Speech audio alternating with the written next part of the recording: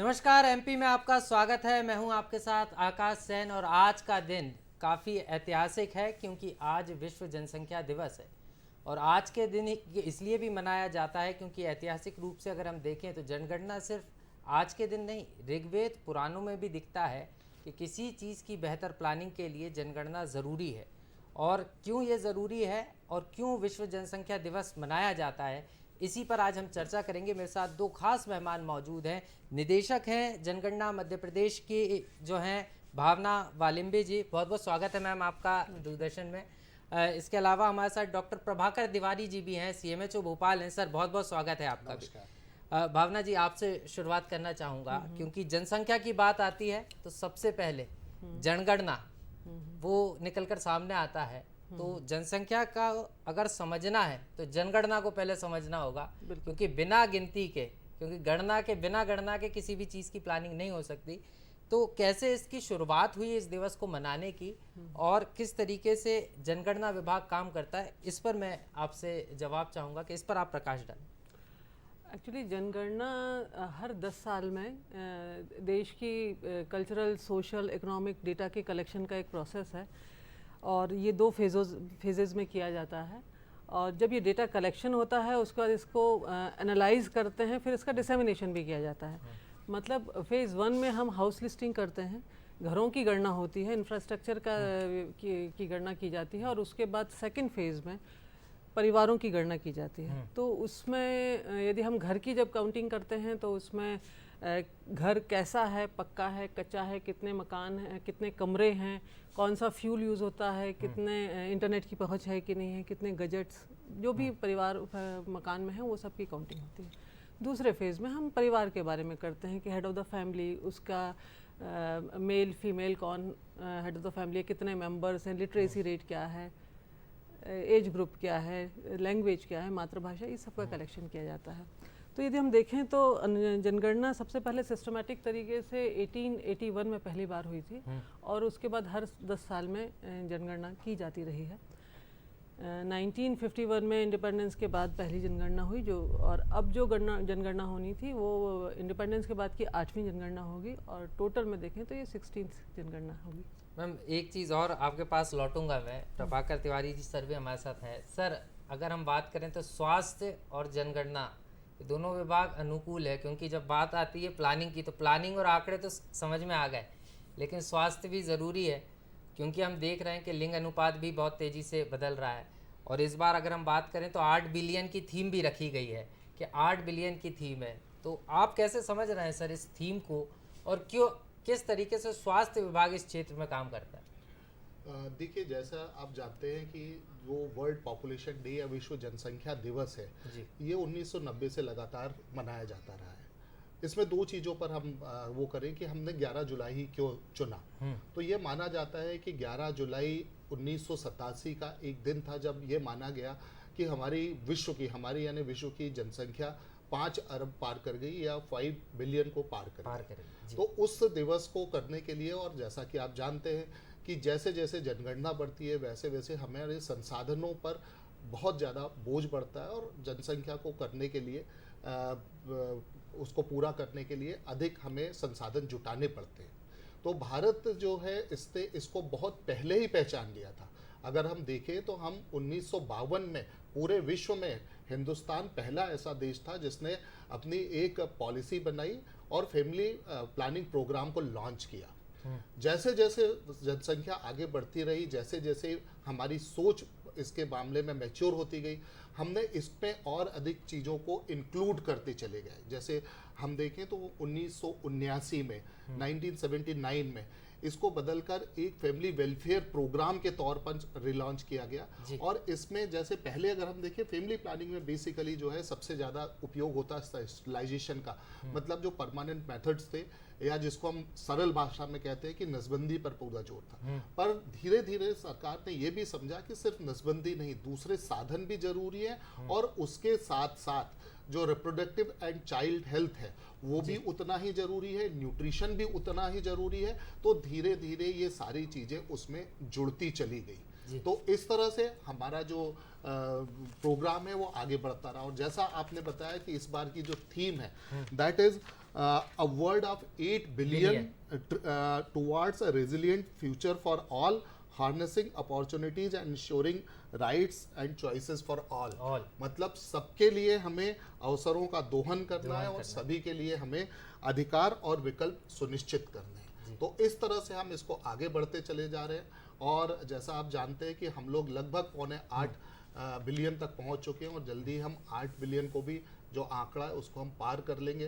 तो इतनी बड़ी जनसंख्या के लिए, इतनी बड़ी संख्या के लिए अवसर जुटाना, इतने बड़ी जनसंख्या के लिए संसाधन जुटाना, वो हमारे लिए एक बड़ा क्वेश्चन मार्क है। निश्चित रूप से सर, एक बड़ी चुनौती है, एक बड़ा चैलेंज है। मैम आपके पास आना चाहूँगा क्योंकि जनगणना के बिना कोई भी प्लानिंग नहीं हो सकती और ये जनगणना अभी नहीं, क्योंकि लोगों को ऐसा लगता है कि जनगणना अभी का शब्द है या अभी शुरू हुई है, लेकिन इसकी पौराणिक कथाओं से भी इसका जुड़ाव रहा है और उस समय भी हमने देखा है कई हमारे, चाहे हम ऋग्वेद की बात करें या इतिहास को पन्नों को पलटें या पुरातन में जाएं, तो वहाँ पे भी जनगणना महत्वपूर्ण थी। तो कैसे इसका उद्गम हुआ और उसके बाद किस तरीके से साइंटिफिक रूप से ये आगे बढ़ती नजर आई, इस पर भी मैं थोड़ा प्रकाश चाहूँ। ओके, सबसे पहले जनगणना का रेफरेंस ऋग्वेद में भी मिलता है, मौर्य काल में भी मिलता है। उसके बाद आईने अकबरी अबुल फजल की है, उसमें भी ये उल्लेख है कि उस वक्त भी गणना की जाती थी। और जैसे मैंने बताया 1881 से सिस्टमेटिक तरीके से हर 10 साल में अब जनगणना की जा रही है। और जनगणना यदि माना जाए तो किसी भी देश के विकास के लिए प्राथमिक आंकड़ों की आवश्यकता है, क्योंकि जनगणना में हम जब आंकड़े कलेक्शन करते हैं तो यदि हम नीति आयोग की बात करें तो नीति आयोग की जो भी प्लानिंग कमीशन अपनी जो भी प्लानिंग करता है उसके लिए उसको आंकड़े चाहिए। फाइनेंस कमीशन की बात करें, यदि वो अनुदान देता है तो उसके लिए उसको आंकड़े चाहिए कि कौन सा हमारा पिछड़ा क्षेत्र है, कौन सा हमारा किस क्षेत्र की क्या आवश्यकता है। यहाँ तक कि इलेक्शन कमीशन जब अपना डिलिमिटेशन करता है कि हमारी लोकसभा विधानसभा के लिए जो कॉन्स्टिट्यूएंसीज़ हैं उनके लिए जब डिलिमिटेशन होता है तो भी हमें आंकड़ों की ज़रूरत पड़ती है। और यदि स्थानीय निकाय की बात करें तो उसमें भी वार्ड बनाना हो तो पॉपुलेशन की जानकारी ज़रूरत पड़ती है। तो जनगणना उस हिसाब से बहुत ही महत्वपूर्ण है। और इस बार जनगणना का जो थीम था वो था जनगणना से जन कल्याण, तो बहुत ही रिलेवेंट है कि यदि हमारी जनगणना सही होगी तो हम जन कल्याणकारी योजनाओं को अच्छे ढंग से ऑथेंटिक और विश्वसनीय तरीके से बना सकेंगे। और जब हमारी प्लानिंग सही होगी तो एग्जीक्यूशन भी सही होगा और रिजल्ट भी बेहतर आएंगे। निश्चित रूप से। मैम एक चीज़ जनगणना को लेकर और सामने आती है कि अगर हम बात करें 2011 के जो आंकड़े हैं उस पर भी हम नज़र डालें तो तेज़ी के साथ भारत की पॉपुलेशन भी तेज़ी के साथ बढ़ी है और एक ये चुनौती भी है भारत देश के लिए, क्योंकि जितने भी विकसित देश हैं या विकासशील देश हैं, ये जो विकास की तरफ बढ़ रहा है, वहाँ युवा है और रोज़गार की समस्या सबसे ज़्यादा आती है। तो ऐसे में प्लानिंग ज़रूरी होती है, लेकिन जनगणना को लेकर जब जनगणना विभाग जानकारी जुटाने पहुँचता है तो ऐसी तस्वीर भी निकल कर आती है कि लोग झिझकते हैं, बताना नहीं चाहते। ये एक सबसे बड़ी परेशानी है। और कई बार देखा गया है कि वार्डों की जिस तरीके से आप बात कर रही, यहाँ पर भी ये देखने में चीज़ें आती हैं कि लोग छुपाना चाहते हैं, अपने परिवार के बारे में बताना ही नहीं चाहते।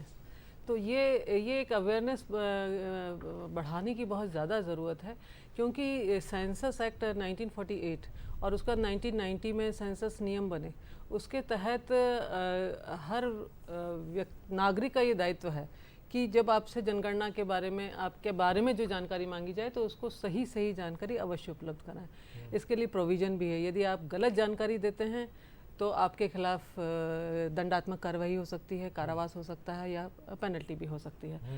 लेकिन इसके साथ ही एक्ट में ये भी प्रोविज़न है कि लोगों को डरने की ज़रूरत नहीं है। आपसे जो जानकारी एकत्रित की जाती है वो पूरी तरह से गोपनीय होती है, वो किसी भी संस्था, किसी भी एजेंसी के साथ शेयर नहीं की जाती, तो कॉन्फिडेंशियलिटी पूरी मेंटेन होती है। तो लोगों का ये दायित्व है और उनसे अपेक्षा है कि वो सही जानकारी उपलब्ध करें, ताकि जब वही बात है, जितनी ऑथेंटिक इन्फॉर्मेशन होगी उतनी ऑथेंटिक हमारी एक्यूरेट हमारी प्लानिंग होगी। निश्चित रूप से एक्यूरेट प्लानिंग के लिए और भारत को बेहतर तरीके से बनाने के लिए सभी का योगदान ज़रूरी है।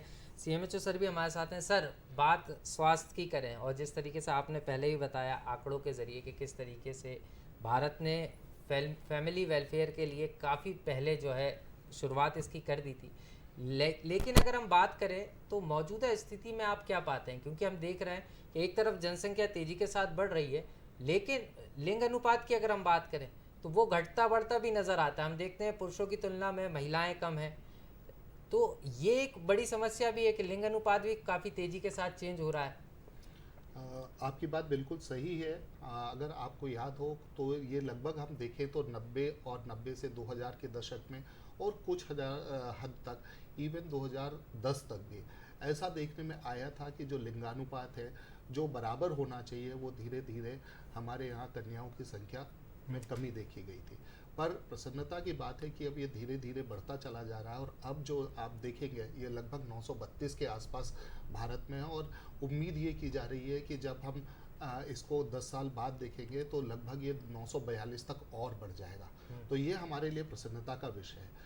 अब इसमें लोगों की जो पुरानी रीतियाँ थी जिनमें ये माना जाता था कि जो कन्या है वो हमारे लिए बोझ है, उस समय दहेज का भी जो आज़ादी के तुरंत बाद वाला परिदृश्य था उसमें कुरीतियाँ भी ये बैठी थी। धीरे धीरे जैसे जैसे भारत आगे बढ़ा कुरीतियाँ ये दूर होने लगी, लोगों को ये समझ में आने लगा। जैसे जैसे अगर हम देखें, जैसे मैडम ने अभी बताया कि जनसंख्या में एक डाटा हम ये भी इकट्ठा करते हैं कि हमारे यहाँ लिटरेसी या कितनी बढ़ी है। तो अगर आप देखेंगे कि लिटरेसी में लगातार बढ़ोतरी होती चली जा रही है। तो जैसे जैसे हमारी लिटरेसी बढ़ रही है, जैसे जैसे हमारी जागरूकता बढ़ती जा रही है, वैसे वैसे लोगों को समझ में आ रहा है कि लड़के और लड़की में भेद करने का कोई मतलब नहीं है। जैसे जैसे कुरीतियाँ कम होती जा रही हैं, लोग ये भी देख रहे हैं कि हमारे लिए लड़कियां भी उतने ही इम्पोर्टेंट है जितना कि हमारे लिए लड़के हैं। तो धीरे धीरे इसमें सुधार लगातार होता चला जा रहा है। इसके साथ साथ अगर आप देखें तो सरकार ने भी अपनी तरफ से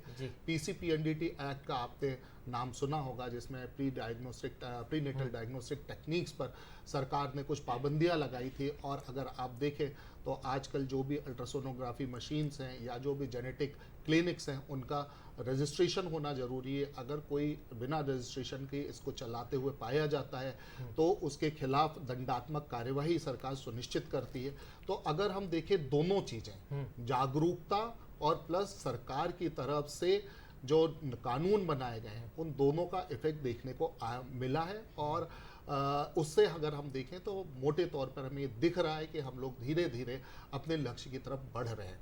और इसके साथ साथ अगर हम डाटा की तरफ भी देखें, जैसे मैडम ने बताया कि स्वाधीन भारत में पहली हमारी जो जनगणना हुई थी वो 1951 में हुई थी। तो अगर हम 1951 से 52 तक के डाटा पे देखें तो जो ग्रोथ रेट रही थी वो लगभग उस समय 1.61 रही थी, जो आगे बढ़ते बढ़ते 1982 में लगभग 2.36 तक पहुंच गई। और अगर हम फिर से देखें अभी अनुमानित तो वापस लौट कर करीब 0.95-0.96 तक पहुंच चुकी है। तो अगर हम ये देखें तो पहले जो हम चल रहे थे वो काफ़ी तेज़ी से हमारी जनसंख्या बढ़ रही थी।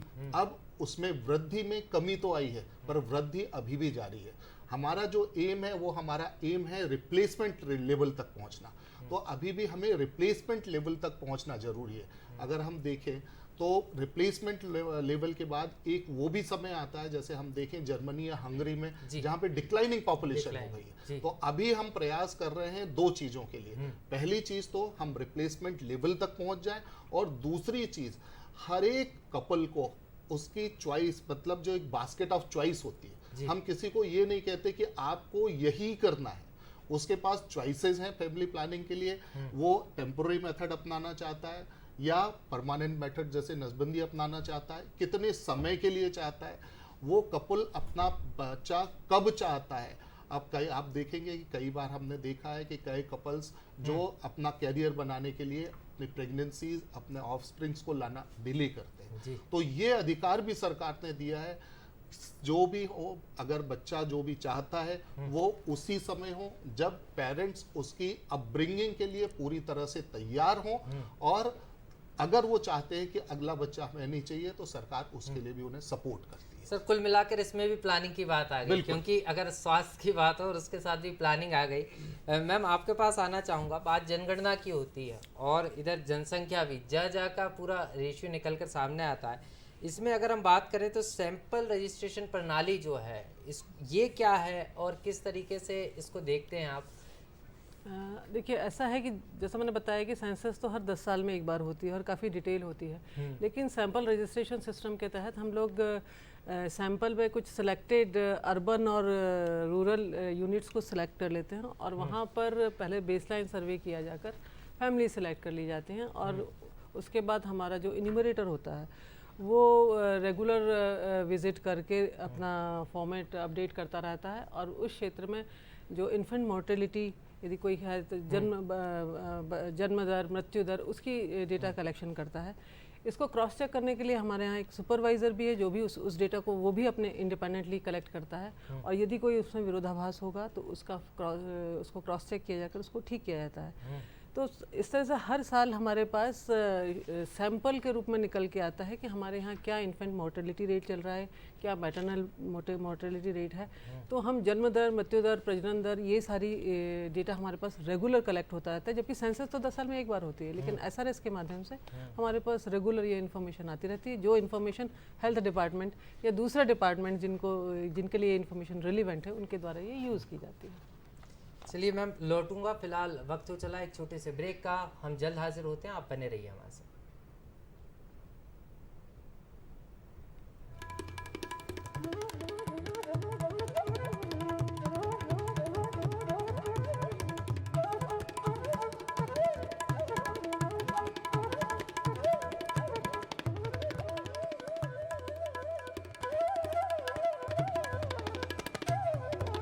दूरदर्शन मध्य प्रदेश पर देखिए कार्यक्रम अलबेले हाथों का हुनर प्रत्येक शनिवार दोपहर 1 बजे से।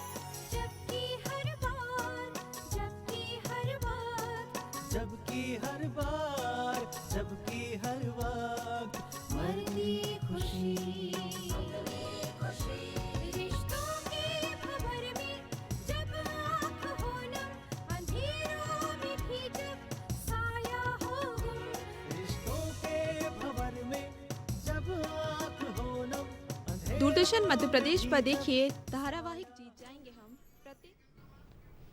ब्रेक के बाद एक बार फिर आपका स्वागत है। हम नमस्कार MP में आज जनसंख्या दिवस पर जनसंख्या के बारे में ही चर्चा कर रहे हैं। मेरे साथ दो खास मेहमान मौजूद हैं। मैम, आपसे शुरुआत करना चाहूँगा ब्रेक के बाद। भावना जी, अगर हम देखें तो जिस तरीके से बात की जाती है जनगणना की, और अब लगातार कई साइंटिफिक प्रयोग भी जो है जनगणना के लिए हो रहे हैं कि किस आधार पे की जाएगी, और अब रिसेंटली इस बात की जानकारी भी आ रही है कि जल्दी हो सकती है, तो वो कौन कौन से मेथड्स भी हैं और क्यों जनगणना इस बार भिन्न होगी पहले की तुलना में?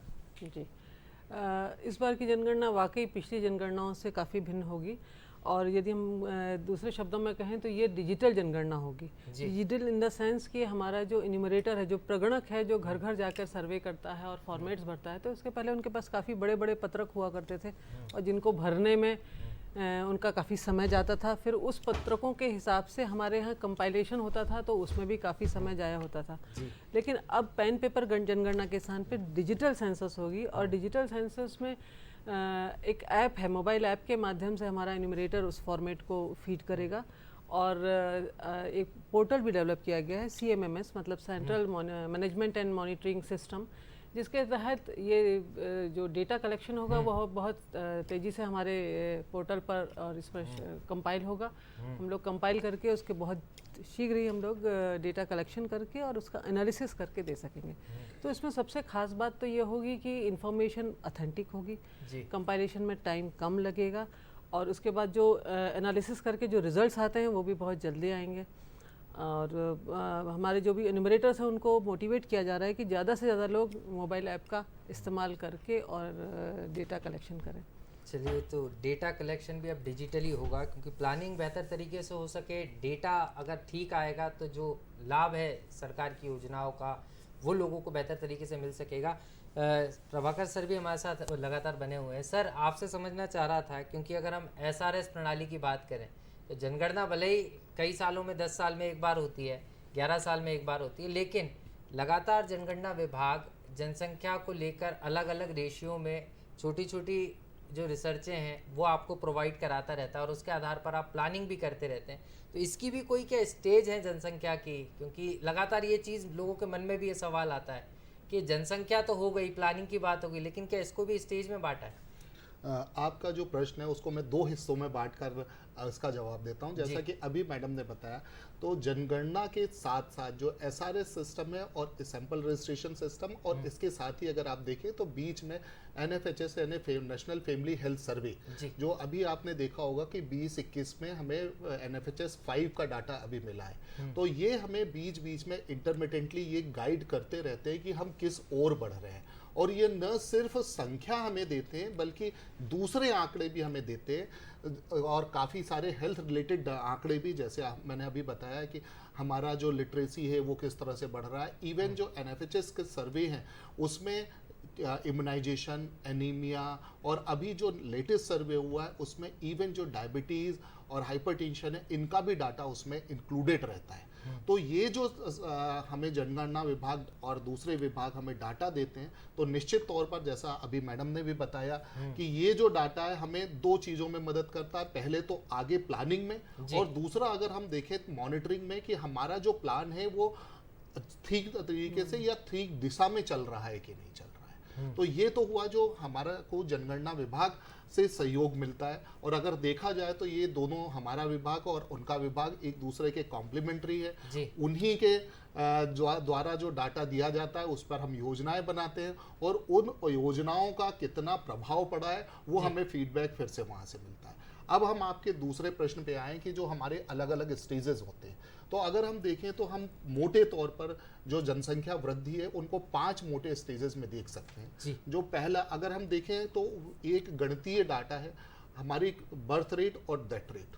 अगर हम इसमें फ़र्क देखें तो उसी से हमें पता लगता है कि हमारी जनसंख्या बढ़ रही है, घट रही है, स्टेशनरी है। तो एक जो सबसे पहला स्टेज होता है वो होता है हाई स्टेशनरी स्टेज, जिसमें हमारी बर्थ रेट और डेथ रेट दोनों बहुत हाई होती है।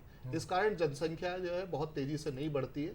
हमारे देश में ये स्टेज लगभग 1920 के आसपास थी, जब उस समय, क्योंकि आपने देखा होगा कि बीमारियां काफ़ी फैलती थी, लोगों की जो लाइफ एक्सपेक्टेंसी थी वो बहुत कम थी, इस कारण से जनसंख्या उतनी तेज़ी से नहीं बढ़ती थी। उसके बाद अगर हम देखें तो अर्ली एक्सपेंडिंग स्टेज आता है, जिसमें डेथ रेट जो रहती है वो धीरे धीरे कम होना शुरू हो जाती है, पर बर्थ रेट उस समय भी हाई बनी रहती है। उसके बाद अगर हम देखें तो तीसरी स्टेज आती है जिसमें हम लेट एक्सपेंडिंग स्टेज करते हैं, जिसमें कि दोनों ही चीज़ें अगर हम देखें तो बर्थ रेट और डेथ रेट दोनों ही कम होना शुरू हो जाती है, पर जो डेथ रेट रहती है उसकी डिक्लाइन जो रहती है वो काफ़ी तेज होती है, जिसके कारण से जनसंख्या काफ़ी तेज़ी से बढ़ती है। तो अगर हम मोटे तौर पर देखें तो हम अभी लगभग उसी स्टेज में हैं जब हमारी बर्थ रेट घटना शुरू हो गई है, पर डेथ रेट जो है वो लगभग बॉटम की तरफ जा रही है। इसका अगर हम नेक्स्ट स्टेज देखें तो नेक्स्ट स्टेज में लो स्टेशनरी स्टेज आ जाती है, जिसमें कि जो बर्थ रेट और डेथ रेट है वो लगभग दोनों बराबर हो जाती है, और हम जिस रिप्लेसमेंट लेवल की बात कर रहे हैं उस रिप्लेसमेंट लेवल में हम पहुंच जाएंगे, तो हम उसी स्टेज में रहेंगे। इसके बाद की जो स्टेज रहती है वो डिक्लाइनिंग स्टेज आ जाती है, जिसमें अभी जैसे मैंने पहले भी बताया कि दुनिया के कुछ देश जैसे जर्मनी हो गया, हंगरी हो गया, जहाँ पर पॉपुलेशन घटनी शुरू हो गई है, वो उस स्टेज में आ जाएगी। तो इस तरह से अगर हम मोटे तौर पर देखें तो ये 5 स्टेजेस में होती है। हम अभी लेट एक्सपेंडेड स्टेज में है, और जल्दी ही जिस तरह से हमारी सरकार प्रयास कर रही है, जिस तरह से लोग जागरूक हो रहे हैं, जिस तरह से हम लोग अभी जनसंख्या दिवस मनाकर लोगों को और अधिक जागरूक करने की कोशिश कर रहे हैं, तो निश्चित तौर पर हम लोग रिप्लेसमेंट लेवल पर पहुंच जाएंगे जब हमारी जनसंख्या लगभग उतनी ही रहेगी और उतने पर ही बनी रहेगी। सर, सबसे महत्वपूर्ण बात जो आपने कही है, जागरूकता की कही है, आंकड़े भी आपने बताया और बताया कि कितने स्टेजेस होती हैं। तो आप शहरों की तुलना में ग्रामीण क्षेत्रों में जनसंख्या किस तरीके से देखते हैं, या गाँव में ज़्यादा अवेयरनेस है शहरों में? क्योंकि देखने में आ रहा है कि स्थितियाँ अब बदलती जा रही हैं। गाँव में लोग अवेयर हो रहे हैं, गाँव में स्थितियाँ ठीक हैं, लेकिन शहरों में भी कई बार देखने का है, कई शहरों में जो जनसंख्या है गाँव की तुलना में बहुत ज़्यादा है। देखिए, जहाँ तक अगर आप देखें तो धीरे धीरे अर्बनाइजेशन या शहरीकरण भी बढ़ता चला जा रहा है। जो अभी आंकड़े सामने आए हैं उसमें ये माना जा रहा है कि अभी हमारी लगभग जो है 70% जनसंख्या अभी भी गांवों में निवास करती है, पर वो एक दशक के भीतर बढ़कर जो शहरीकरण है वो 40% के करीब हो जाएगा। और अगर आपने उसको डाटा को और अधिक रीजनलाइज करके देखा होगा, जैसे दिल्ली जैसे शहर हैं या कुछ ऐसे शहर हैं जहाँ पे 100% जो आबादी है वो शहरी आबादी होने लगी है। तो दो चीज़ें अलग अलग हैं।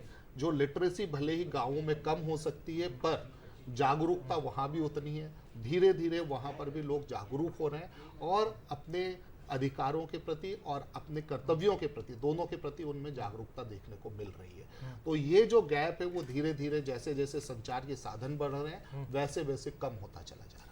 निश्चित रूप से सर, जैसे जैसे संसाधन बढ़ रहे हैं लोग जागरूक भी हो रहे हैं। दर्शकों, हमारी टेलीफोन्स लाइन भी खुली हुई हैं। अगर आप कुछ चाहते हैं, आपके कुछ सवाल हैं, जिज्ञासा है, तो वो भी इन टेलीफोन लाइंस के ज़रिए आप यहाँ तक पहुँचा सकते हैं। हमारे जो गेस्ट हैं वो आपके सवालों का जवाब देंगे। मैम, आपके पास आना चाहूँगा क्योंकि बात जनगणना की हो रही है, तो सवाल ये भी उठता है कि जनगणना विभाग सिर्फ जनसंख्या की गणना करके बैठ जाता है, क्योंकि लोगों को पता ही नहीं कि जनगणना विभाग महत्वपूर्ण कार्य करता है। हर 3 माह का भी टारगेट होता है और जब तमाम जो वेलफेयर स्कीम्स होती हैं, कोई भी स्कीम गवर्नमेंट बनाती है तो सबसे पहले जनगणना विभाग के पास आती है, यानी आपके पास आती है। तो किस तरीके से जनगणना विभाग अलग अलग सेक्टर्स में काम कर रहा है, क्योंकि हम हेल्थ स्कीम की बात करें या किसी वार्डों के निर्माण की बात करें या कोई भी स्कीम बनती है, किसी भी पात्र व्यक्ति की बात करें, तो सबसे पहले उनका एक आंकड़ा निकाला जाता है कि उनकी गिनती क्या है और इस हिसाब से फिर प्लानिंग की जाती है। तो किस तरीके से अलग अलग सेक्टर्स के लिए आपका विभाग काम करता है? इसमें जब भी सेंसस होती है तो वो 2 फेजेज़ में होती है। पहले फेज़ को हम लोग कहते हैं हाउस लिस्टिंग। हाउस लिस्टिंग में मीन्स हर शहर को उसमें हमारी सबसे छोटी यूनिट नगरीय क्षेत्र में तो वार्ड होती है, जबकि ग्रामीण क्षेत्र में ग्राम सबसे छोटी यूनिट होती है। तो हर वार्ड को कुछ ब्लॉक्स में बांटा जाकर, जिसमें कि नंबर ऑफ 150 से 200 मकानों को एक बार में लिया जाकर इन्यूमरेटर ब्लॉक्स उसमें अपॉइंट किए जाते हैं, जो कि मकानों का सूचीकरण करते हैं, मकानों की गणना होती है। फिर मकानों के प्रकार, कच्चा मकान है, पक्का मकान है, उसमें किस तरह की फैसिलिटीज़ हैं, फ्लोर कैसा है, छत पक्की है, फिर यदि आप फ्यूल यूज़ कर रहे हैं तो LPG है या लकड़ी का ईंधन यूज़ करते हैं, टॉयलेट है कि नहीं है, हैंडपम्प है लोकेलिटी में। तो सारा इंफ्रास्ट्रक्चर का जो इंफॉर्मेशन कलेक्शन है वो फर्स्ट फेज़ में जो हाउस लिस्टिंग होती है उसमें हम लोग कर लेते हैं जी। इसी जानकारी के आधार पर टॉयलेट यदि किसी एरिया में नहीं है तो स्वच्छ भारत मिशन की यदि हम बात करें, LPG आपकी उज्ज्वला योजना, तो कैसे ये डेटा निकल के कैसे आए कि कहाँ पर हमको गैस कनेक्शन बांटना है, कहाँ पर हमको टॉयलेट्स बनवाना है। तो ये इन्फॉर्मेशन इसी हाउस लिस्टिंग के दौरान जो हम लोग इंफ्रास्ट्रक्चर की जानकारी कलेक्ट करते हैं उसमें ये जानकारी आती है। रोड कैसी है, अप्रोच कैसी है, पक्का रोड है, कच्चा रोड है, तो ये सारी इन्फॉर्मेशन जब कलेक्ट होती है तो हमारे पास एक तो इंफ्रास्ट्रक्चर डिटेल मिल जाता है, जिससे कि हम लोग उसकी प्लानिंग करते हैं। जो दूसरा फेज़ होता है उसमें घर घर जाकर घर परिवार के बारे में जानकारी, मुखिया कौन है, उसके बाद वो मेल है, फीमेल है, पढ़ा लिखा है, कहाँ तक उसकी डिग्री है, उस पर परिवार के सदस्य कितने हैं, किस एज ग्रुप के हैं, उनका व्यवसाय क्या है, घर में रेफ्रिजरेटर है, टीवी है, इंटरनेट कनेक्शन है, मोबाइल है, लैपटॉप है, बाइक है, 4 व्हीलर है, इस तक की इन्फॉर्मेशन कलेक्ट की जाती है। तो देखा जाए तो पूरी इकोनॉमिक स्टेटस पूरा परिवार का और पूरे क्षेत्र का हमारे सामने निकल के आ जाता है। हम एक नई चीज़ और चली है आजकल, अगर हम देखें तो लिविंग की हैप्पीनेस और हैप्पीनेस की भी अब गणना हो रही है। अलग अलग आंकड़े आते हैं, अलग अलग इंडेक्स के जरिए बताया जाता है कि व्यक्ति कितना खुश है। तो क्या इसका भी आकलन होता है क्या? नहीं, खैर इसमें तो ऐसा कोई कॉलम नहीं है, लेकिन हाँ जो उपलब्ध संसाधन व्यक्ति के पास, परिवार के पास हैं, वो उसकी एजुकेशनल क्वालिफिकेशन, लिटरेसी रेट क्या है, वो सारी इन्फॉर्मेशन इसमें कलेक्शन होता है। तो ये लगातार जनगणना विभाग पूरी तरीके से बेहतर प्लानिंग हो सके, इसके लिए लगातार काम कर रहा है। फिलहाल कार्यक्रम में एक छोटे से ब्रेक का वक्त है, हम जल्द हाजिर होते हैं, आप बने रहिए हमारे साथ।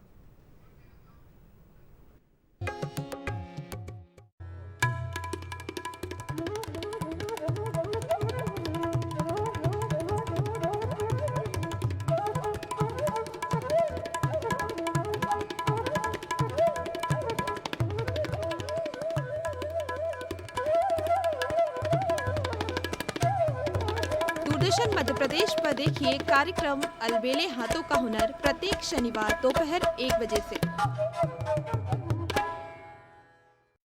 तो ब्रेक के बाद एक बार फिर आपका स्वागत है। हम चर्चा को विस्तार देंगे। डॉक्टर प्रभाकर तिवारी सर हमारे साथ लगातार बने हुए हैं, CMHO भोपाल हैं।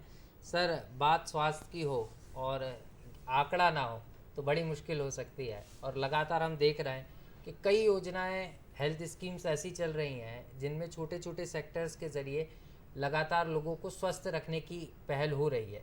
तो ऐसी कौन कौन सी योजना, और उसके लिए आप भी अपने तरीके से, स्वास्थ्य अमला भी लगातार सर्वे का काम करता है, वहाँ भी जनगणना करता है, और ख़ास तौर पर जो हम ANM और जो आशा कार्यकर्ता उनको देखते हैं कि जब कोई महिला गर्भवती होती है तो आंगनवाड़ी के ज़रिए यहाँ पर उनकी जनगणना की एक छोटी सी व्यवस्था स्वास्थ्य विभाग ने भी करके रखी है। तो वो क्या है, और उसके बारे में भी मैं समझना चाहूँगा कि किस तरीके से आप वो डेटा एनालाइज करते हैं।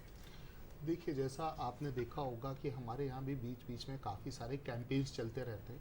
जैसे अभी आपने देखा होगा कि 18 जुलाई से हम लोग दस्तक अभियान चलाने वाले हैं। दस्तक अभियान में अगर हम देखें तो उसमें हमारा रहता है, वो टारगेट रहता है 5 वर्ष से कम उम्र के बच्चे जी। तो 5 वर्ष से कम उम्र के बच्चों में अगर हम देखें तो जैसा मैडम ने अभी बताया, उसी तरह से हम 5 वर्ष से कम उम्र के सभी बच्चों का एक दस्तक मॉनिटरिंग टूल है, उसमें डिजिटलाइजेशन करते हैं, जिसमें हर एक बच्चे का नाम, उसका घर और सारी की सारी उसकी जो जानकारी है उसको हम डिजिटलाइज करते हैं। उसके बाद जो एक टीम बनाई जाती है जिसमें स्वास्थ्य, महिला बाल विकास की एक सम्यक टीम रहती है जो डोर टू डोर जाकर उन बच्चों का परीक्षण करती है। कुछ ऐसी चीज़ें हैं जो उनको सभी को दी जानी है, जैसे कि जितने भी 9 महीने से 5 वर्ष तक के बच्चे हैं उनको सबको विटामिन ए का अनुपूरण हो। सभी घरों में एक एक ORS का पैकेट रखा जाता है, क्योंकि आप देखते हैं कि इस समय में बरसात के आसपास दस्त रोग होने की संभावना काफ़ी ज़्यादा रहती है, आशंका काफ़ी ज़्यादा रहती है। तो उनको घर पर ही, जिससे तुरंत इनिशियल इलाज मिल जाए, और उसके बाद अगर ज़रूरत पड़े तो उनको हम रेफ़र भी करते हैं। इसके साथ साथ ऐसे बच्चों की भी पहचान करते हैं जिनका टीकाकरण पूरा न हुआ हो, जिससे उनका टीकाकरण हम पूर्ण करवा सकें। तो इस तरह से हम देखें तो बीच बीच में ऐसे प्रोग्राम, जैसे अगर आप देखें इसी तरह से एक पल्स पोलियो अभियान का आपने नाम सुना होगा। जब हम नेशनल इम्यूनाइजेशन डे या NID मनाते हैं, उस समय भी हम 5 वर्ष तक के सभी बच्चों का एक डाटा तैयार करते हैं, और डाटा के हिसाब से ये तय करते हैं कि अनुमान, पहले वो अनुमानित रहता है, और चूँकि हम हर एक बच्चे को पिलाते हैं तो वो डाटा हमारे पास लौट के आता है। इसी तरह से एक नेत्र ज्योति अभियान अभी हमारा शुरू हुआ है, जिसमें हमारे जितने भी एल्डरली पॉपुलेशन है, जो हमारे 50 साल से अधिक उम्र के लोग हैं, उनको सर्वे करके हम देखेंगे कि उनमें से कितने ऐसे लोग हैं जिनको कैटरेक्ट ऑपरेशन की ज़रूरत है, और हम उनका ऑपरेशन करवाएंगे। तो इस तरह से अगर हम देखें तो काफ़ी सारे ऐसे हमारे प्रोग्राम्स हैं जिनके तहत हम इनको लगातार करते रहते हैं। तो ये तो कुछ कैंपेन्स का मैंने आपको नाम बताया। इसके अलावा बहुत सारे नेशनल प्रोग्राम्स हैं, जैसे नेशनल एड्स कंट्रोल प्रोग्राम है, national programme for control of blindness है, आयोडीन डिफिशियंसी कंट्रोल प्रोग्राम हमारे यहाँ चलता है, और सबसे जो इससे रिलेटेड है या रिलेवेंट है, जिसको मैंने कहा कि RCH यानी रिप्रोडक्टिव एंड चाइल्ड हेल्थ के लिए जो प्रोग्राम हम लोग रन करते हैं। तो इस तरह से करीब करीब हर एक फील्ड के लिए, लगभग हर एक उम्र के नागरिकों के लिए, और लगभग हर एक एरिया में रहने वाले निवासियों के लिए हमारी सरकार ने टारगेटेड प्रोग्राम बना है, जिससे पूरी की पूरी पॉपुलेशन का, पूरी जनसंख्या का एक सम्यक विकास हो सके। और जो रही बात इसकी, जैसे आपने एक और क्वेश्चन पूछा था जागरूकता से रिलेटेड, उसका एक बड़ा अच्छा डाटा मुझे याद आता है कि जैसे मैडम ने अभी बताया था कि जो 1951 से 1961 तक जो पॉपुलेशन की ग्रोथ हुई थी, वो मध्य प्रदेश में लगभग हुई थी 24.73% और केरल की हुई थी 24.76। तो जो दोनों के दोनों ये बराबरी पर चल रहे थे। अगर हम इसका लास्ट डिकेड का डाटा देखें तो लास्ट डिकेड यानी जो 2001 से 2011 के बीच का है, 2021 की जनगणना अभी होनी है, कोविड के कारण नहीं हो पाई, तो जहां मध्य प्रदेश की ग्रोथ रेट 20.35% रही, वहां केरल की ग्रोथ रेट जो है वो सिर्फ 4.91 यानी 4.91% तक रही। तो इसका ये मतलब है कि जैसे जैसे हमारे यहाँ शैक्षणिक योग्यता बढ़ रही है, जैसे जैसे लिटरेसी बढ़ रही है, जैसे जैसे हमारे यहाँ पर कहना चाहिए जागरूकता बढ़ रही है, वैसे वैसे ये परिवर्तन देखने आ रहा है और ये लोग खुद डिसाइड कर रहे हैं। अगर आप देखें तो गवर्नमेंट का कोई प्रेशर नहीं है कि आपको क्या करना है, पर ये लोगों की डिमांड है। ये डिमांड ड्रिवन जो चीज़ है इसी को सरकार चाहती है कि खुद पॉपुलेशन जो है, हमारी जनता जो है, वो खुद डिमांड करे कि हमें क्या चाहिए और सरकार सिर्फ उसको अवेलेबल करवाए। निश्चित रूप से। तो दर्शकों, जिस तरीके से डॉक्टर प्रभाकर तिवारी सर ने बताया कि डिमांड और ड्राइव की बात यहाँ पर की जा रही है कि किस तरीके से लोग जागरूक हो रहे हैं और अब खुद परिवार नियोजन की जो तमाम चीज़ें हैं उसको अपना रहे हैं। इसके अलावा अगर हम बात करें तो ये लाइव कार्यक्रम है। अगर आपके कोई जिज्ञासा है, सवाल हैं, तो आप हमारे टेलीविज़न स्क्रीन पर जो नंबर चल रहे हैं उस पर कॉल करके हमारे जो गेस्ट हैं उनसे सवाल पूछ सकते हैं, अपनी जिज्ञासाओं का समाधान कर सकते हैं। और हमारा ये संजीवनी कार्यक्रम जो है लगातार सोमवार से लेकर शुक्रवार तक प्रसारित किया जाता है, जहां पर अलग अलग विषयों पर हम विशेषज्ञों से बात करते हैं और 12 से 1 बजे तक इसका प्रसारण होता है। तो आप हमारे कार्यक्रम से जुड़िए और आपकी जो जिज्ञासा हैं, सवाल हैं, उनका समाधान और जो जवाब हैं वो हमारे विशेषज्ञों से ले सकते हैं। चर्चा को विस्तार देंगे। भावना मैम हमारे साथ लगातार बनी हुई है। मैम, बात फिर जनगणना की जाती है और अगर हम जनगणना को देखें तो लगातार विभाग कई सारी टेक्नोलॉजी का इस्तेमाल कर रहा है, लेकिन बात आती है कि क्या कोई आम व्यक्ति भी इस डेटा का उपयोग कर सकता है? क्योंकि एक तरफ तो आपने ये साफ तौर पर बताया कि हम जो व्यक्तिगत जानकारी है उसको किसी से भी साझा नहीं करते, तो क्या डिपार्टमेंट वाइज ये जानकारी मिलती है या इसकी एक सालाना रिपोर्ट भी जनगणना विभाग निकालता है जिसको सार्वजनिक करता है, जिससे लोग अगर चाहें तो वो समझ पाएँ? क्योंकि कई लोग ऐसे हैं जो इस क्षेत्र में काम करना चाहते हैं या आपसे जुड़ना चाहते हैं, तो वो कैसे जुड़ें? और अगर किसी को ये रिपोर्ट चाहिए तो वो कैसे विभाग से ले? ये काफ़ी महत्वपूर्ण प्रश्न है। जी, ये वाकई बहुत ही महत्वपूर्ण प्रश्न है, क्योंकि हमारे पास जो डेटा कलेक्शन होता है वो इतने मेहनत और पूरी प्रक्रिया के बाद होता है, तो उसका जैसे शासकीय विभाग तो उपयोग करते ही हैं, सेंट्रल गवर्नमेंट, स्टेट गवर्नमेंट तो करती है, लेकिन एनजीओज़ भी अपनी प्लानिंग में, अपने प्रोजेक्ट बनाने में उस फिगर को यूज़ करते हैं।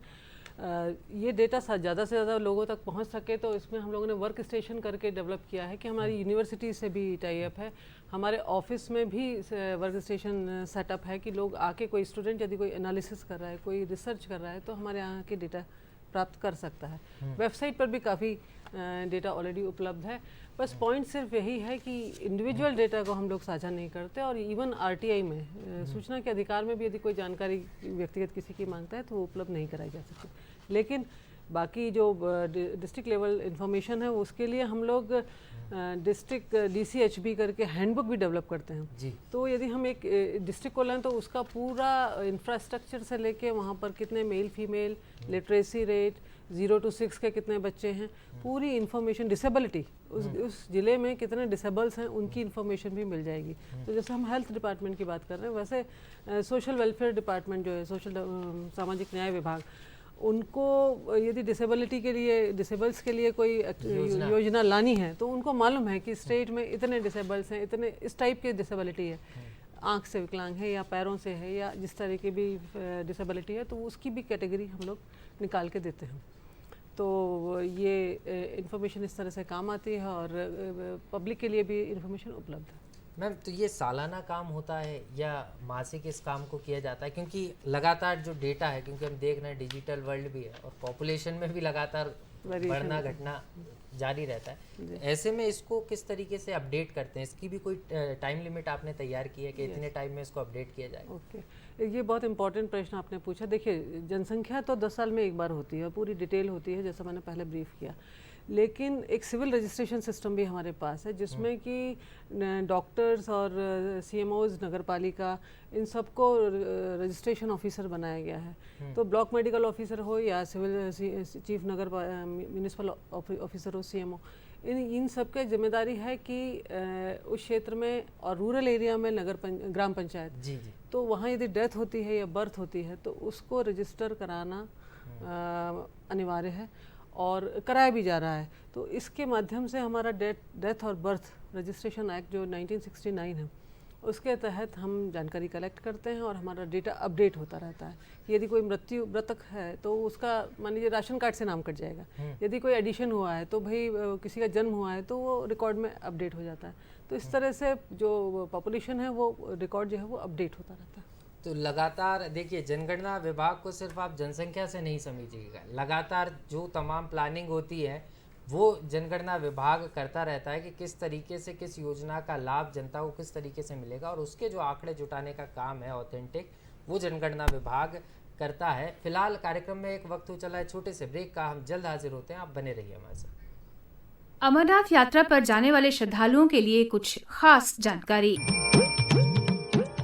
उन स्थानों पर ना रुकें जो चेतावनी नोटिस द्वारा चिन्हित हैं। चप्पल का उपयोग ना करें क्योंकि पवित्र गुफा के मार्ग पर खड़ी चढ़ाई है। केवल फीते वाले ट्रैकिंग शूज ही पहनें। रास्ते में शॉर्टकट का प्रयास ना करें क्योंकि ऐसा करना खतरनाक हो सकता है। अपनी पूरी यात्रा के दौरान ऐसा कुछ भी ना करें जिससे यात्रा क्षेत्र में प्रदूषण हो या पर्यावरण को नुकसान पहुंचे। केंद्र शासित प्रदेश जम्मू कश्मीर में प्लास्टिक के उपयोग पर सख्त प्रतिबंध है और ये कानून के तहत दंडनीय है।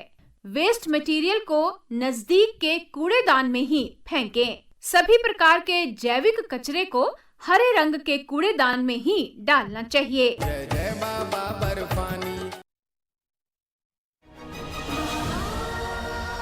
ये है नारी शक्ति और पहचान की ये प्यास ही थी जिसने उसका विकास किया। अलग अलग रास्ते उसने तय किए, नई मंजिलें उसने तय की, नए मुकाम हासिल किए।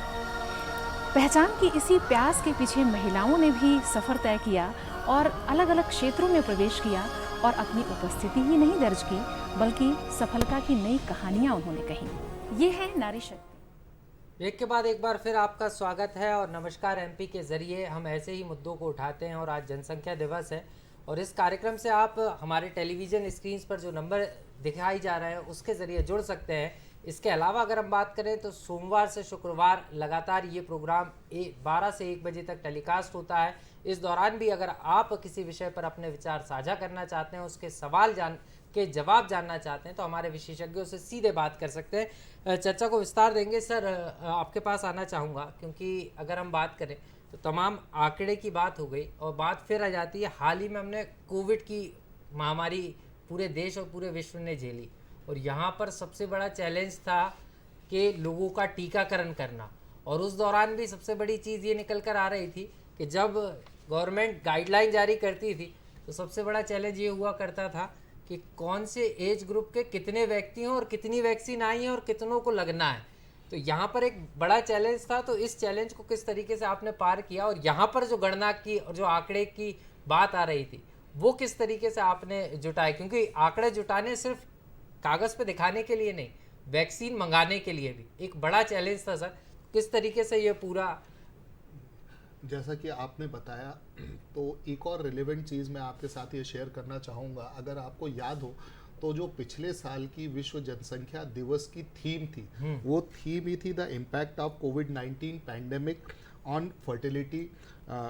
ये उसका वो था जी, थीम थी तो जी। कितना इम्पोर्टेंट था कोविड, वो अपने आप से ये दर्शाता है। तो रही बात इसकी, जैसा कि आपने कहा है कि हमने किस तरह से उसके आंकड़े जुटाए। अगर आप देखें तो कोविड-19 का वैक्सीनेशन भी स्टेप बाय स्टेप आगे बढ़ा। सबसे पहले आपने देखा कि जो हेल्थ केयर वर्कर्स था उसका वैक्सीनेशन सरकार ने करवाया, उसके बाद फिर फ्रंटलाइन वर्कर्स का वैक्सीनेशन आया, उसके बाद अगर हम देखें तो ऐसे लोग जो हमारे सबसे अधिक खतरे में थे, जिनको हम सीनियर सिटीजन्स कह लें, 45 टू 60 ईयर्स के जो लोग थे, और स्पेशली उनमें से जिनको दूसरी क्रॉनिक बीमारियां थी जैसे कि क्रॉनिक रीनल फेलियर था या कुछ कैंसर से पीड़ित लोग थे जो पहले से ही जिनकी इम्यूनिटी कम थी और उनको कोविड होने का ज़्यादा खतरा था। उसके बाद हम देखें तो 45 से 18 साल तक हम गए नीचे, फिर 18 साल से 14 साल तक आए, और अब अगर हम देखें तो हम 12 साल से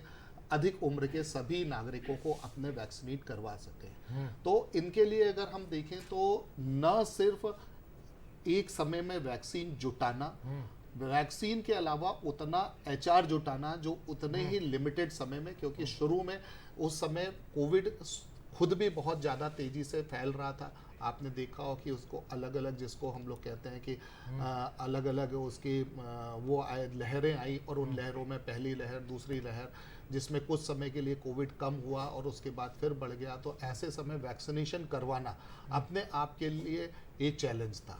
तो उसमें दोनों चीज़ें, आंकड़े जुटाना और आंकड़ों से हमें एक और चीज़ समझ में आई कि कई बार आपने देखा होगा कि शुरुआत में इवन लोगों में काफ़ी भय था। जैसे पहले दिन हम लोगों ने खुद ही अपने आप को टीका लगवा कर और उसके बाद लोगों में एक कोशिश की ये मैसेज देने की कि नहीं, ये टीका पूरी तरह से सेफ है, और उसके बाद लोगों ने बढ़ चढ़कर वो टीका लगवाया। तो उसके लिए जो है, अगर आपने जैसे बताया कि जो जनगणना होती है, और जनगणना में अगर वो लगातार नहीं भी हुई है तो उसमें ग्रोथ रेट से उसको अनुमानित एक जनसंख्या निकाल कर और उसमें एज वाइज डिस्ट्रीब्यूशन कि हमारे, जैसे हम लोगों ने अभी बात की कि हमारा 1 साल से कम उम्र के कितने बच्चे हैं, 5 साल से कम उम्र के कितने हमारे नागरिक हैं, उसके बाद 18 साल के कितने हैं, 18 से 65 साल के। जैसे कि अभी एक मैंने आपको बताया जीवन ज्योति अभियान, जिसमें हम 50 ईयर से एबव का पूरा डाटा इकट्ठा कर रहे हैं। तो दोनों चीज़ें हैं कि हमारी एक बेस जनसंख्या लेना, उस जनसंख्या को कई जगह पर तो हमें बिल्कुल जनसंख्या मिल जाती है, उसके अलावा उसमें ग्रोथ रेट से मल्टीप्लाई करके और जो करंट एक अनुमानित जनसंख्या निकाल के और उसके आधार पर हम लोग अपने अनुमान या अपनी चीज़ें का कैलकुलेशन करते हैं। निश्चित रूप से सर, और इससे कहीं ना कहीं जो इम्प्लीमेंटेशन है वो भी आसान हो जाता है। मैम, आपसे समझना चाह रहा था कि सर ने काफ़ी सारी चीज़ों पर प्रकाश डाला और उसमें महत्वपूर्ण चीज़ जनगणना ही निकल कर आई। तो अगर हम बात करें तो ये जनगणना विभाग ही पूरा जनगणना का काम करता है, या आपकी भी एजेंसियां होती हैं, जो डिपार्टमेंट्स हैं वो होते हैं? और सबसे महत्वपूर्ण चीज़ इसमें ये निकल कर आती है कि डेटा का एनालिसिस करना, क्योंकि अगर हम बात करें कोई और विभाग या एजेंसी करती है तो लोगों को विश्वास नहीं होता, लेकिन जहाँ जनगणना निदेशालय लिखा होता है तो वहाँ एक ट्रस्ट भी होता है। तो किस तरीके से ये पूरी प्रोसेस होती है और किस तरीके से ये पूरे डेटे का एनालिसिस आप लोग करते हैं? एक्चुअली जैसे ही जनगणना की तिथि निर्धारित होती है तो सबसे पहले गजट नोटिफिकेशन के द्वारा एक कैलेंडर जारी होता है। जनगणना हमेशा 2 फेज़ में होती है, फेज़ 1 और फेज़ 2। तो फेज़ 1 में जब हाउस लिस्टिंग होती है, फेज़ 2 में डोर टू डोर सर्वे होता है। जैसे ही सेंसस डिक्लेयर होती है तो डिस्ट्रिक्ट कलेक्टर्स, फिर उसके बाद हर डिस्ट्रिक्ट में एक जिला जनगणना अधिकारी है, फिर तहसीलदार और जनपद के जो block CO, chief executive officers, इन सभी को डेजिग्नेशन के तहत सेंसस ड्यूटी इनको असाइन की जाती हैं। तो ये जो चीफ सेंसस ऑफिसर्स होते हैं, इन सब की ड्यूटीज़ होती है। रूरल एरिया के लिए तहसीलदार और अर्बन एरिया के लिए CMOs इसमें नियुक्त किए जाते हैं। ये अपना डेटा कलेक्शन करके हमको स्टेट लेवल पर भेजते हैं, हमारे लेवल पर सभी डिस्ट्रिक्ट्स की इंफॉर्मेशन कलेक्ट करके कंपाइल करके फिर हम इसको दिल्ली भेजते हैं। तो ये हमारा डेटा कलेक्शन का प्रोसीजर होता है। मैम, डेटा कलेक्शन का प्रोसीजर तो समझ में आ गया, लेकिन बात वहीं आ जाती है कि जब अगर कोई विभाग या कोई व्यक्ति, क्योंकि हम देख रहे हैं कि आजकल NGOs जिस तरीके से आपने जिक्र किया वो भी हेल्थ स्कीम में आगे आ रहे हैं। इसके अलावा हर जो बड़े बड़े संस्थान हैं वो भी चाहते हैं कि हम किसी वर्ग के लिए कुछ कर सकें गवर्नमेंट के साथ मिलकर। तो वो भी अगर आपको अप्रोच करना चाहें तो क्या अप्रोच कर सकते हैं कि आप उनके लिए जो डेटा एनालिसिस का काम है वो करवा दीजिए? या अगर हम बात करें तो एक छोटे से सेक्टर का, एक छोटे से डिस्ट्रिक्ट का जो ताज़ा अपडेट जनगणना है या डेटा है किसी एज ग्रुप का ही, तो वो भी सुविधा ले सकते हैं क्या एक प्रॉपर फीस देके? बिल्कुल ले सकते हैं। ये डेटा मैंने जैसे पहले भी बताया कि एक तो डिस्ट्रिक्ट हैंडबुक होती है, उसमें तो उपलब्ध रहता ही है। उसके अलावा भी जो एडिशनल इन्फॉर्मेशन है जो पब्लिक डोमेन में है, वो सारी इन्फॉर्मेशन वो हमसे प्राप्त कर सकते हैं। इसमें हम लोग ये फैसिलिटेट करते हैं ताकि वो अपनी प्रोजेक्ट को कंप्लीट कर सकें या स्टार्ट कर सकें। निश्चित रूप से। तो दर्शकों, और जिस तरीके से हमारा प्रोग्राम लगातार विस्तार से चल रहा है, और ख़ास तौर पर अगर हम बात करें तो जिस तरीके से लगातार हमारे कार्यक्रम से अगर आप जुड़ना चाहते हैं तो हमारे टेलीविज़न स्क्रीन पर लगातार जो टेलीफोन नंबर्स हैं वो दिखाए जा रहे हैं, उन पर आप कॉल करके लगातार जो है चर्चा कर सकते हैं। डॉक्टर प्रभाकर तिवारी सर हमारे साथ लगातार बने हुए हैं। सर, बात स्वास्थ्य की हम कर रहे थे, और जिस तरीके से इस बार जनसंख्या की थीम ही है 8 बिलियन, और सुनकर ही समझ में आता है कि बड़ी चुनौती है। तो 8 बिलियन से पहले रोकना है, और उसमें भारत का भी कहीं ना कहीं योगदान रहेगा, मध्य प्रदेश का भी रहेगा। तो ऐसे में आपको क्या लगता है कि इसके लिए बेसिकली अब क्या होना चाहिए, क्योंकि जागरूकता तक तो बात पहुंच गई, लेकिन गवर्नमेंट कई सारी ऐसी चीज़ें भी लेकर आ रही है जिसमें अब कम जो लोग हैं या कम बर्थ होगी तो उसको शासकीय सेवा में रखा जाएगा, इस तरीके की योजनाएं भी आ रही हैं, तो वो कैसे देखते हैं आप उसको? देखिए, असल में अगर हम देखें तो हमारी जो लगभग 70% भारत की जनसंख्या है वो 10 बड़े प्रदेशों में निवास करती है।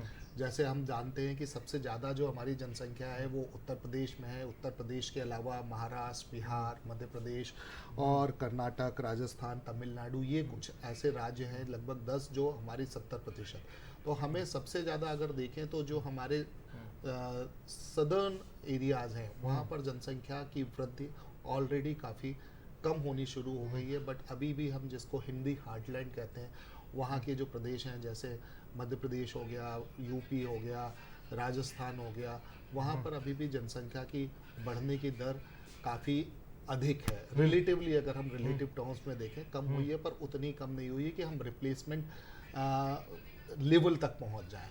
तो उसके लिए जो सरकार है, सरकार नियम बना सकती है। सरकार, जैसा मैंने कहा कि सभी चीज़ों को उपलब्ध करा सकती है, उसको एक्सेप्ट करना वो हमारे अभी भी नागरिकों के हाथ में। निश्चित रूप से बड़ी बात सर आपने कही है। कार्यक्रम की हम अंतिम बेला में आप दोनों मेहमान हमारे साथ जुड़े, आपका बहुत बहुत शुक्रिया, धन्यवाद। दर्शकों, आज हमने बात की है कि किस तरीके से विश्व जनसंख्या दिवस मनाया जा रहा है, लेकिन ये जनसंख्या दिवस आता क्यों और मनाता क्यों, इस पर भी हमने प्रकाश डाला। लेकिन यहाँ पर समझना होगा कि नागरिकों को अपनी भागीदारी सुनिश्चित करना होगी, क्योंकि अगर उन्होंने अपनी भागीदारी इस जनसंख्या दिवस पर अपनी सुनिश्चित नहीं की तो कहीं ना कहीं जो जनसंख्या का विस्फोट है वो होगा, और उससे कहीं ना कहीं पूरा विश्व और देश भी परेशान होगा, और जो संसाधन है वो भी जो है कम होंगे। इसलिए ज़रूरी है कि जनसंख्या दिवस सिर्फ मनाए नहीं बल्कि लोगों को भी इसके प्रति जागरूक करें। नमस्कार। एमपी में इतना ही, मुझे दीजिए इजाज़त। अगली बार फिर किसी और टॉपिक के साथ हाजिर होंगे। नमस्कार।